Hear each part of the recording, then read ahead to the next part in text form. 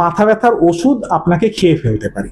মানে এমন একটা পর্যায়ে আসবে যখন ডাক্তারবাবু নাজেহাল হয়ে যাবেন যে আপনি এত ব্যথার ওষুধ খেয়েছেন, একটা দিক যেদিক থেকে মাথা ব্যথাটা শুরু হচ্ছে সেদিকটা যেন তার একটু অসাড় ভাব লাগছে, ঝিনঝিন করছে, অনেকের একটু কথাটা যেন জড়িয়ে গেছে, অনেকে চোখের সামনে কিছু একটা অদ্ভুত ঘটনা দেখতে পাচ্ছেন, মানে জিগজ্যাগ লাইন টাইপের দেখতে পাচ্ছেন। উচ্চ রক্তচাপের জন্য মাথা ব্যথা হতে পারে এবং সেখানে এরকম দেখা গেছে 24 ঘন্টা তার মধ্যে হয়তো তার রাত্রির বেলায় মাথা ব্যথা হচ্ছে, পরের দিনও তার রাত্রিরই মাথা ব্যথা হবে। টেনশন হেডেক হয় তাদের, কি হয় যে তাদের এই মাংসপেশিগুলো যেন স্টিফ হয়ে যায়। নমস্কার দর্শক বন্ধুরা, ইমেজ বেঙ্গল হেলথ কেয়ার অনুষ্ঠানে আপনাদের সকলকে স্বাগত।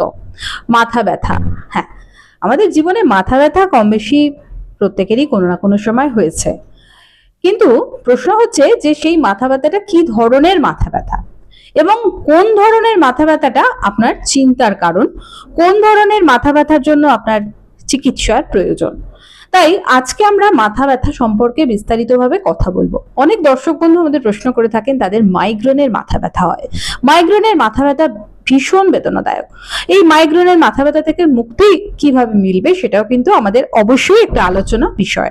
তো সেই বিষয় নিয়ে কথা বলতে আজকে আমি উপস্থিত হয়েছি ইনস্টিটিউট অফ নিউরোসায়েন্সে এবং আমরা আমাদের মধ্যে পেয়েছি senior consultant neurologist doctor Anirban ঘোষালকে। স্যার নমস্কার, ইমেজ বেঙ্গল হেলথ কেয়ারে স্বাগত। মাথা থাকলে মাথা ব্যথা হবে, কিন্তু মাথা ব্যথার কারণ কি বা মাথা ব্যথা বলতে আমরা ঠিক কি বুঝবো? হ্যাঁ, আমরা যখন ডাক্তার হিসেবে বা নিউরোলজিস্ট হিসেবে মাথা ব্যথাকে মানে আমরা সবসময় ভাগ করি, তখন আমরা এটা বলি যে মাথা ব্যথার দুটো বেসিক ধরন হয়। একটাকে আমরা বলি প্রাইমারি হেডেক আমাদের কথায়, আর একটাকে আমরা বলি সেকেন্ডারি হেডেক।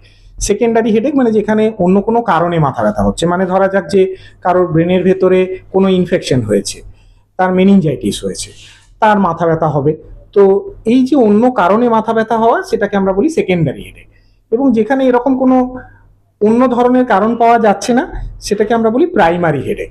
মানে সেখানে যেন মাথা ব্যথাটাই একটা অসুখ, মানে আপনার জ্বর এসেছে, জ্বরটাই যেন একটা অসুখ, কিন্তু জ্বরের পেছনে ডেঙ্গুটা অসুখ নয়। তো এই যে মাথা ব্যথা প্রাইমারি হেডেক, তার মধ্যে দুটো খুব বড় অংশ আছে। একটাকে আমরা আমাদের কথায় বলি মাইগ্রেন, আর একটাকে আমাদের কথায় বলা হয় টেনশন টাইপ হেডেক। তো এই মাইগ্রেন ভীষণ কমন, খুবই পাই আমরা। কম বয়সী মেয়েদের ক্ষেত্রে বিশেষত মাইগ্রেনটা খুব বেশি করে পাওয়া যায়। মেয়েদের ক্ষেত্রে কেন বেশি পাওয়া যায়? কারণ দেখা গেছে যে মাইগ্রেন একটা hormone dependent headache, hormone dependent এক ধরনের অসুখ। অনেক মহিলাদের ক্ষেত্রে পিরিয়ডের আশেপাশে, মানে মেনস্ট্রুয়েশনের আশেপাশে মাইগ্রেনের যে অ্যাটাকগুলো সেগুলো বেড়ে যায়, তাকে আমরা পেরিমেনস্ট্রুয়াল মাইগ্রেন বলি। তো মাইগ্রেন কিরকম হয় যে সাধারণভাবে মাইগ্রেন মাথার একদিক থেকে শুরু হয়, একদিকে মাথাটা ভীষণ দপদপ করতে থাকে, কেউ বলেন যে হাতুড়ির বাড়ি মারছে যেন ভেতর থেকে, এরকম ঘটনা শুরু হয়। তারপরে আস্তে আস্তে সেটা মাথার অন্যদিকে ছড়িয়ে যায়, এবং কখনো কখনো কারো কারো অবশ্য দুদিক থেকেই মাইগ্রেনের ব্যথা শুরু হতে পারে। মাইগ্রেনের সাথে আরো অনেক অন্যান্য সিমটমস গুলো আছে, যেমন মাইগ্রেন শুরু হওয়ার আগে আরেকটা ঘটনা ঘটে কারো কারো ক্ষেত্রে, তাকে আমরা বলি মাইগ্রেন অরা। মানে তিনি আগে থেকে আন্দাজ করতে পারেন, হঠাৎ করে যেন তার দেহের একটা দিক যেদিক থেকে মাথা ব্যথাটা শুরু হচ্ছে সেদিকটা যেন তার একটু অসাড় ভাব লাগছে, ঝিনঝিন করছে, অনেকের একটু কথাটা যেন জড়িয়ে গেছে, অনেকে চোখের সামনে কিছু একটা অদ্ভুত ঘটনা দেখতে পাচ্ছেন, মানে জিগজ্যাগ লাইন টাইপের দেখতে পাচ্ছেন, কেউ যেন চোখের সামনে কিছু কিছু ফ্লোটার্স, মানে তারা তারা জিনিসপত্র, ফ্লোটিং অবজেক্টস ইত্যাদি দেখতে পাচ্ছেন, ব্রাইট অবজেক্টস দেখতে পাচ্ছেন। এই ঘটনাটাকে আমরা বলি অরা। সবার হয় না মাইগ্রেন শুরু হওয়ার আগে। তারপরে আস্তে আস্তে ওই মাইগ্রেনের ব্যথাটা প্রচন্ড শুরু হয়। এক সময় ওটা মাইগ্রেনের ব্যথাটা ধীরে ধীরে শুরু হয়ে পিকে পৌঁছয়, তারপর বেশ কিছুক্ষণ সেটা লাস্ট করে, প্রায় 4 ঘন্টা, কারো কারো ক্ষেত্রে তো 2 দিন 3 দিন পর্যন্ত মাইগ্রেনের ব্যথা থাকতে পারে। তো তারপরে আস্তে আস্তে সেটা কমে যায়। কমে যাওয়ার পরবর্তী অংশে তখন তাদের ভীষণ ক্লান্তি লাগে, মানে শুধু সেটা মাথা ব্যথাতেই শেষ হয়ে যায় না, তাদের শরীরটা ব্যথা লাগে, ঘাড়ের কাছটা ব্যথা লাগে, দুর্বল লাগে, ঘুমিয়ে পড়তে ইচ্ছে করে, কাজ করতে ভালো লাগে না, কিচ্ছু ভালো লাগে না, এই সমস্ত ঘটনাগুলো ঘটে, যেটাকে আমরা মাইগ্রেনের মানে পরবর্তী, মানে হেডেক পরবর্তী, মানে মাথা ব্যথার পর্যায়ের পরবর্তী পর্যায় বলে ধরি। মাইগ্রেন যে সময়টায় চলে সেই সময় কারো কারো আলোতে ভীষণ কষ্ট হয়, তারা আলোর দিকে তাকাতে চান না, চোখ বন্ধ করে বসে থাকতে ভালোবাসেন। কেউ কথাবার্তা বললে, কেউ আওয়াজ করলে সেটা তাদের ভীষণ বিরক্তির উদ্রেক করে। এমনকি কারো কারো সেই সময়ে গন্ধতেও কষ্ট হয়। তিনি হয়তো ইলিশ মাছ খেতে ভীষণ ভালোবাসেন, তার বাড়িতে ইলিশ মাছ রান্না হচ্ছে, মাথা ব্যথা করছে তার, তিনি ভীষণ বিরক্ত হয়ে যাবেন, বলবেন যে না না তোমাকে রান্না বান্না থামিয়ে দাও, এখন কিচ্ছু করতে হবে না। এরকম ঘটনা ঘটে থাকে মাইগ্রেনের সময়। অনেকের মাইগ্রেনের সাথে প্রচন্ড গা গোলায়, অনেকের বমি হয়ে যায়, কারো কারো আবার এমন হয় যে বমি হয়ে গেলে পরে মাইগ্রেনের মাথা ব্যথাটা আস্তে আস্তে একটু কমে আসে। অনেক লোকজনকে আমরা দেখি, মেয়েদেরও দেখি, যারা মাইগ্রেনের ব্যথা থেকে মুক্তির জন্য তিনি যখন বোঝেন অনেক দিন ধরে ভুগছেন, তো আস্তে আস্তে গলার মধ্যে আঙুল দিয়ে বমি করেন, সেলফ ইনডিউসড ভমিটিং, তারপরে আস্তে আস্তে মাথা ব্যথাটা কমে আসে। এরকম ঘটনাও দেখা যায়। স্যার, এই ধরনের মাইগ্রেনের মাথা ব্যথা থেকে মুক্তির উপায় কি? মাইগ্রেনের মাথা ব্যথাতে এটা প্রথম হচ্ছে যে এটা মাইগ্রেন কিনা সেটাকে আমাদের আইডেন্টিফাই করতে হবে। তারপরে বুঝতে হবে যে এই মাইগ্রেনের অনেক ধরন হয়, সেটা কত ঘন ঘন হচ্ছে তার উপরে আমরা এটার চিকিৎসা পদ্ধতিকে ভাগ করি। যেমন ধরুন, সাধারণভাবে আমরা কি করি যে এটা একটা দেখা গেছে যে কখন আমরা তাদেরকে ওষুধপত্র শুরু করব, প্রচন্ড মাথা ব্যথা হলে তখন তো মানুষ একটা ব্যথার ট্যাবলেট, ব্যথার ওষুধ নেবেনি। কিন্তু যদি কারো বারবার হচ্ছে এবং সেটা তার লাইফস্টাইলকে খারাপ করে দিচ্ছে, মানে ওই মাথা ব্যথার জন্য বাচ্চাটি স্কুলে যেতে পারছে না, তার স্কুল কামাই হচ্ছে, স্কুলের থেকে কমপ্লেন্ট আসছে, যে মেয়েটি হয়তো আইটি সেক্টরে কাজ করে তার বারবার তার অফিসে কামাই হয়ে যাচ্ছে, কাজের লোড বেড়ে যাচ্ছে, কাজ পেন্ডিং থেকে যাচ্ছে, মাসের মধ্যে 4 দিন বা তার বেশি এরকম মাথা ব্যথায় তিনি কষ্ট পাচ্ছেন, তখন তাদেরকে আমরা আমাদের দিক থেকে ইন্টারভেন করি। হয়তো রোজ খাবার জন্য কোনো ওষুধপত্র দিই, অথবা আরো অনেক ধরনের এখন মডার্ন চিকিৎসা বেরিয়েছে, বলে মাইগ্রেন ডিভাইস, এরকম সব ব্যাপার স্যাপার এখন বেরিয়েছে যে আপনি একটা যন্ত্র ইউজ করলেন, সেটা মোবাইলের সাথে ট্যাগ করা আছে আপনার স্মার্টফোনের সাথে, সেটার সাহায্যে মাইগ্রেনটাকে বন্ধ করে দেওয়া যাবে, এরকম ব্যাপারও বেরিয়েছে। বা আপনি রোজ ওষুধ খাবেন না, মাসে একটা ইনজেকশন লাগিয়ে নিলেন, তাতে আপনার মাইগ্রেনের যে রেকার করার সম্ভাবনা, আবার ফেরত আসার সম্ভাবনা, সেটা কমে যাবে। এই জাতীয় কোনো ইন্টারভেনশন আমাদের দিক থেকে দিই।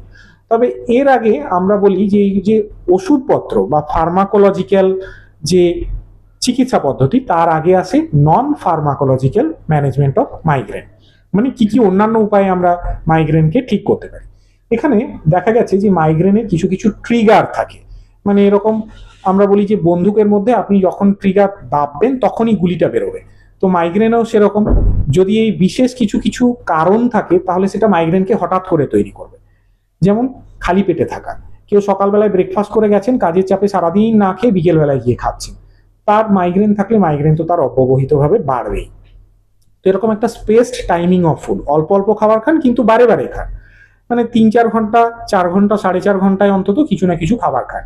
ডিহাইড্রেশনকে অ্যাভয়েড করা, দেহের মধ্যে জল, কোনো লিকুইড, ঝোল ইত্যাদি ইত্যাদি এগুলোকে বেশি পরিমাণে নেওয়া। বিশেষ কিছু কিছু খাবার দাবারকে অ্যাভয়েড করলে অনেক সময় কারো কারো মাইগ্রেনকে কমে যায়, আমরা সেগুলোকে মাইগ্রেনের ফুড ট্রিগার বলি। অনেকের ক্ষেত্রে দেখা যায় যে চকলেট, ডার্ক চকলেট যার মধ্যে কোকা থাকে, এগুলো অ্যাভয়েড করলে।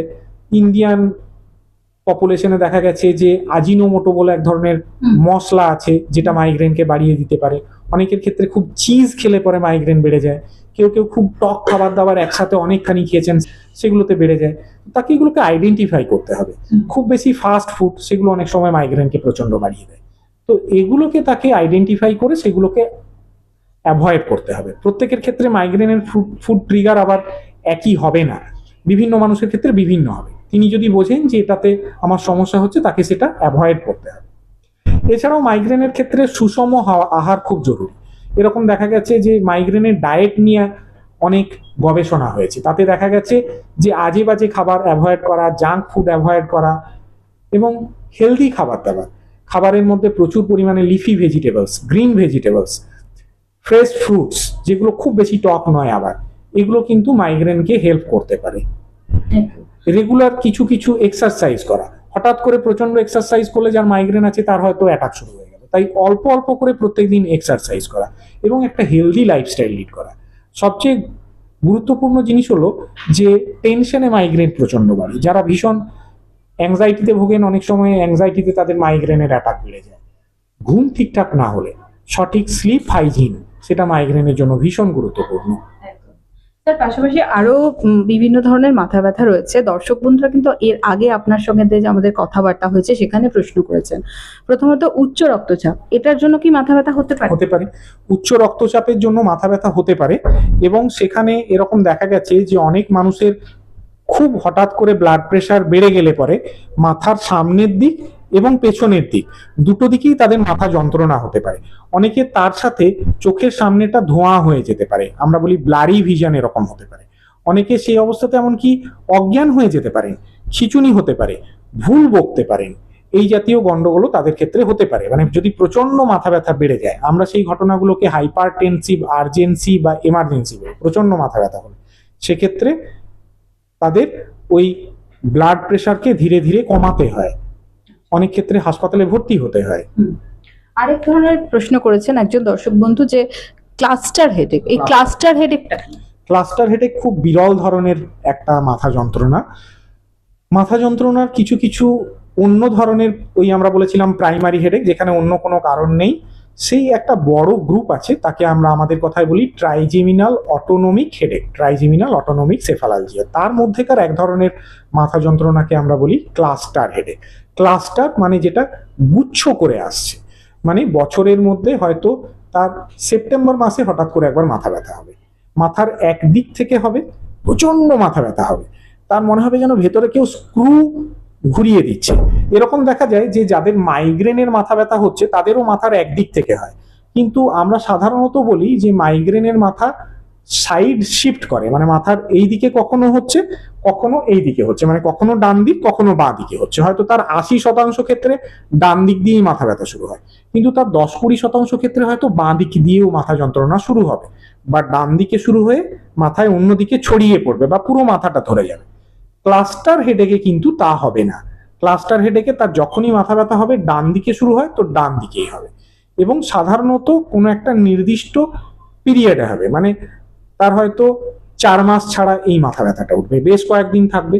এমনকি পুরো দিনের মধ্যে যে 24 ঘন্টা, তার মধ্যে হয়তো তার রাত্রির বেলায় মাথা ব্যথা হচ্ছে, পরের দিনও তার রাত্রিরই মাথা ব্যথা হবে, তারপরের দিনও রাত্রিরই মাথা ব্যথা হবে। এরকম ভাবে হয়তো 7 দিন, 10 দিন, 2 সপ্তাহ, তার প্রত্যেক দিন ঠিক রাত্রে একই সময়ে হবে, একই সময়ে মাথা ব্যথাটা কমে যাবে এবং প্রচন্ড মাথা ব্যথা হবে। মাইগ্রেনের রোগীরা চুপচাপ বসে থাকতে ভালোবাসেন, রেস্টলেস হলে, মানে ছটফট করলে মাইগ্রেনের সময়, উঠে হাঁটাচলা করলে, কাজকর্ম করলে অনেক সময় মাইগ্রেনের ব্যথা বেড়ে যায়। কিন্তু এই ক্লাস্টার হেডেকে এত তীব্র মাথা ব্যথা হয় যে রোগী ছটফট করতে থাকেন, অনেকে দেওয়ালে ঠুকতে থাকেন মাথাটা, তাদের মানে এত জোরে ঠোকেন যে মাথার বাইরে আমরা দেখেছি যে ফুলে গেছে, রক্তপাত হচ্ছে, এরকম হয়, এত তীব্র হয় মাইগ্রেনের থেকে ক্লাস্টার হেডেকের মাথা ব্যথাটা। স্যার, এই ক্লাস্টার হেডেকের চিকিৎসা কি? ক্লাস্টার হেডেকের চিকিৎসা, মানে ক্লাস্টার হেডেক যদি কারণ মনে হয়, তাকে অবশ্যই কোনো একজন ভালো জেনারেল ফিজিশিয়ান অথবা একজন নিউরোলজিস্টের কাছে যেতে হবে। এই মাথা ব্যথায় কিন্তু অবশ্যই চিকিৎসা দিতে হবে, এবং সেটা ডাক্তারবাবু দেবেন। অনেক ধরনের চিকিৎসা আছে, আমরা সেটাকে আবার ভাগ করি। অ্যাকিউট ক্লাস্টার হেডেক, বারবার হচ্ছে, তার ক্লাস্টার হেডেকের প্রোফাইল অ্যাক্সিস, মানে আগে থেকে ভবিষ্যতে যাতে না হয় এত তীব্র মাথা ব্যথা, তার যাতে আমরা ঠেকিয়ে রাখতে পারি তার ওষুধপত্র। ক্লাস্টার হেডেক বা এই জাতীয় ট্রাইজেমিনাল অটোনমিক হেডেক ভাবলে অনেক ক্ষেত্রেই আমরা ব্রেনের স্ক্যান করিয়ে নিই। অনেক ধরনের অন্য ধরনের মাথা ব্যথা আছে যেগুলোতে ক্লাস্টার হেডেকের মতন মাথা ব্যথা তৈরি হয়, কিন্তু আদতে হয়তো তার ব্রেনের ভেতরে একটা ইনফেকশন আছে বা কোনো শিরার মধ্যে ক্লট আছে, সেগুলোকে আইডেন্টিফাই করে নিতে হয়। ক্লাস্টার হেডেকের অনেক মানুষদেরকে খুব জোরে অক্সিজেন নিতে হয়, অক্সিজেন থেরাপি বলে, হাই ফ্লো অক্সিজেন থেরাপি, সেই সমস্ত দেওয়া হয়। অনেক ক্ষেত্রে স্টেরয়েড ওষুধ ব্যবহার করা হয়, আরো বিভিন্ন ধরনের ওষুধপত্র আছে, কিছু মডার্ন ওষুধ বেরিয়েছে, খুব দামি ওষুধ ইনজেক্টেবল ফর্মে দেওয়া হয়। স্যার, আরেকটা আপনি বললেন যে টেনশন হেডেক। টেনশন হেডেক, তো টেনশন হেডেক ক্লাস্টার হেডেকের থেকে অনেক বেশি কমন। টেনশন হেডেক মানে সবসময় যে সেটা মানসিক চিন্তার থেকে হচ্ছে তা নয়, কিন্তু টেনশন হেডেক নিয়ে যখন আমরা ভাবি তখন আমরা ডাক্তার হিসেবে বলি যে আমাদের এই যে ব্রেন, মানে ব্রেনটা অনেক গভীরে রয়েছে, তার বাইরে রয়েছে খুলি, মাথার খুলি বা স্কাল, তার ওপরেও কিন্তু কিছু কিছু মাংসপেশি থাকে। আমরা এরকম বলি যে ব্রেনটা যে রয়েছে, ব্রেনের বাইরে এক ধরনের পর্দা থাকে, তাকে বলে মেনিনজেস, তার বাইরে থাকে খুলি, তার বাইরে এক ধরনের মাংসপেশি থাকে, অনেক মাংসপেশি থাকে ব্রেনের এই খুলি এবং চামড়ার মধ্যে, এবং এই জাতীয় মাংসপেশি আমাদের ঘাড়ের মধ্যে রয়েছে, হাতের মধ্যে রয়েছে। তো এই যাদের টেনশন হেডেক হয় তাদের কি হয় যে তাদের এই মাংসপেশিগুলো যেন স্টিফ হয়ে যায়, আমরা আমাদের কথায় বৈজ্ঞানিক ভাষায় বলি যে মাসেল টেনশন তৈরি হয়, মাংসপেশিগুলো যেন স্টিফ হয়ে গেছে, শক্ত হয়ে গেছে, সেই জন্য মাথা ব্যথা তৈরি হওয়া।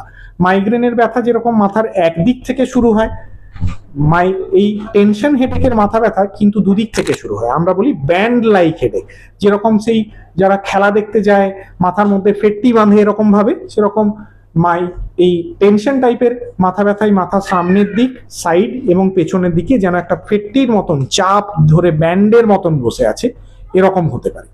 এবং মাইগ্রেনের ব্যথা যেরকম মানে আমরা বলি পিরিয়ডিক হেডেক, মানে আজ হলো, দুদিন পরে হলো না, আবার হয়তো তার 15 দিন পরে হলো। টেনশন হেডেক হলে পরে তখন সেটা প্রায়ই হতে থাকে বা রোজ হতে থাকে, সারাদিন হতে থাকে, কন্টিনিউয়াস হেডেক, এবং সঙ্গে অন্যান্য ঘটনাগুলো থাকে না, যেমন বমি ভাব হওয়া, আলোতে কষ্ট হওয়া, মাথা ঘোরানো, এই জাতীয় জিনিসগুলো সাধারণত টেনশন হেডেকের ক্ষেত্রে কম থাকে। অনিদ্রা তার পেছনে একটা কারণ, আমাদের বাজে লাইফস্টাইল তার একটা কারণ, উল্টোপাল্টা এই নেশা করা, ক্যাফিন এডিকশন, এগুলো হয়তো তার একটা কারণ হতে পারে। ক্লান্তিকর জীবনযাত্রা, সেটাও হয়তো টেনশন টাইপ হেডেকের কারণ হতে পারে। অবশ্যই ডিপ্রেশন, অ্যাংজাইটি, সেগুলো তো হতেই পারে। স্যার, আরেকটা হচ্ছে যে কোন ধরনের মাথা ব্যথা তাহলে আমাদের চিন্তার কারণ? এটা ভীষণ গুরুত্বপূর্ণ ব্যাপার যে কখন মাথা ব্যথা হলে পরে আমাকে তাড়াতাড়ি ডাক্তারবাবুর কাছে যেতে হবে। অবশ্যই বারে বারে মাথা ব্যথা হলে পরে তো ডাক্তারের কাছে যেতেই হবে, আপনাকে পরামর্শ নিতে হবে। সবসময় ওভার দি কাউন্টার ওষুধপত্র কিনে খাবেন না নিজের ইচ্ছে মতন। কিন্তু কিছু কিছু মাথা ব্যথা আছে যেগুলোতে আপনাকে অবশ্যই ডাক্তারবাবুর কাছে যাওয়া দরকার। বিশেষত ছোট বাচ্চাদের যদি মাথা ব্যথা হয়, ছোট বাচ্চারা তো সবকিছু বলতে পারবে না খুলে। এই যে ধরুন তার কোথায় মাথা ব্যথা হচ্ছে, মাথা ব্যথার সাথে বমি ভাব লাগছে কিনা, তার আলোতে কষ্ট হচ্ছে কিনা, এগুলো কখন ছোট বাচ্চাটি বুঝিয়ে বলতে পারবে? আপনি সবটা জানতেও পারবেন না। তাই ছোট বাচ্চাদের মাথা ব্যথা হলে পরে ডাক্তারবাবুর কাছে যান। বয়স্ক মানুষদের ক্ষেত্রে মাথা ব্যথা হলে এরকম অনেক আমরা দেখেছি যে বয়স্ক মানুষদের ক্ষেত্রে অল্প স্বল্প মাথা ব্যথা হচ্ছে, তার হয়তো মাথাটা বেশ কিছুদিন আগে কোথাও একটা অল্প একটু ইনজুরি হয়েছিল, ঠোকা গিয়েছিল, অজান্তে মাথার ভেতরে একটা ছোট্ট ক্লট বসে আছে। তাই বয়স্ক মানুষদের ক্ষেত্রে এই ঘটনাগুলো ঘটে। তারা অনেক ধরনের ওষুধপত্র খান, অনেকে আছে রক্ত পাতলা করার ওষুধ খান, অ্যাসপিরিন বলে, ব্লাড থিনার। হঠাৎ করে ব্রেনের ভেতরে কোনো জায়গাতে হয়তো রক্ত জমাট বেঁধে আছে, সেটা ডাক্তারবাবুর কাছে না গেলে পরে, পরীক্ষা না করলে পরে জানা যাবে না। তাই ছোট বাচ্চাদের, বয়স্ক মানুষদের, এনাদের মাথা ব্যথা হলে পরে অবশ্যই ডাক্তারবাবুর কাছে যান। এছাড়া হঠাৎ করে মাথা ব্যথা শুরু হয়েছে, আগে কখনো হয়নি, হঠাৎ একদিন মাথা ব্যথা শুরু হয়েছে এবং মাথা ব্যথাটা দ্রুত বেড়ে গিয়ে প্রচন্ড মাথা ব্যথা হয়েছে, worst headache in your life, জীবনে কখনো হয়নি এত বেশি মাথা ব্যথা, অবশ্যই ডাক্তারের কাছে যান। আপনার মাথা ব্যথার সাথে অন্যান্য কোনো উপসর্গ রয়েছে, যেমন আপনি অজ্ঞান হয়ে গেছেন, চোখে দেখতে অসুবিধে হচ্ছে, দেহের একটা দিক অসাড় লাগছে, ব্যালেন্সের সমস্যা হচ্ছে, ডাক্তারবাবুর কাছে অবশ্যই যান। মাথা ব্যথার সাথে অন্যান্য কোনো সিস্টেমিক লক্ষণ আমরা বলি, মানে মাথা ব্যথা করার আগে জ্বর এসেছিল, মাথা ব্যথা শুরু হওয়ার আগে জ্বর এসেছিল, মাথা ব্যথার সাথে আপনার হয়তো অন্য কোনো সমস্যা তৈরি হচ্ছে, ব্লাড প্রেশার প্রচন্ড বেড়ে গেছে আপনি দেখেছেন, ডাক্তারবাবুর কাছে যান। কারোর হয়তো তিনি হয়তো আগে ক্যান্সারের চিকিৎসা পেয়েছেন, মাথা ব্যথা হলে পরে ডাক্তারবাবুর কাছে যান। এরকম কিছু কিছু বিশেষ জিনিস আছে, বিশেষ কিছু কিছু সিচুয়েশন যেগুলোতে হলেই সাথে সাথে ডাক্তারবাবুর কাছে যাওয়া ভীষণ জরুরি। স্যার, কিন্তু আমাদের যেটা প্রশ্ন যে সাধারণ মানুষের যখন আমাদের মাথা ব্যথা হবে প্রাথমিকভাবে, আমরা তখন প্রাথমিক কি করণীয়? প্রথমত তো ভাবতে হবে যে আমার লাইফস্টাইলটা ঠিকঠাক আছে কিনা, আমার প্রায়ই মাথা ব্যথা হচ্ছে কিনা, এবং মাথা ব্যথার সাথে অন্যান্য কোনো লক্ষণ দেখা দিচ্ছে কিনা। যদি প্রায়ই হয়, বারে বারে হয়, ডাক্তারবাবুর কাছে যান। যদি ওই যে আমরা বললাম যে জীবনের এক্সট্রিম এজে রয়েছেন, মানে ছোট বাচ্চা, বয়স্ক মানুষ, ডাক্তারবাবুর কাছে যান অবশ্যই। এছাড়া হেলদি লাইফস্টাইলগুলোর কথা ভাবুন, আপনার ঘুমটা ঠিকঠাক হচ্ছে কিনা, আপনি স্লিপ হাইজিন মেনটেন করছেন কিনা, আপনার খাবার দাবারের মধ্যে আগের থেকে হঠাৎ করে কোনো গন্ডগোল করে ফেলেছেন কিনা, আপনি ভীষণ স্ট্রেসে রয়েছেন কিনা, সেইগুলোকে দেখুন। যদি এই সমস্ত নর্মাল ব্যাপারগুলো নিলে পরে, এই সমস্ত সাধারণ মেজারগুলো নিলে কমে যায়, তাহলে ওয়েল অ্যান্ড গুড। তা না হলে ডাক্তারবাবুর কাছে যান। পেন কিলারের ব্যবহার মাথা ব্যথায় কতটা সঠিক এবং কতটা পর্যন্ত?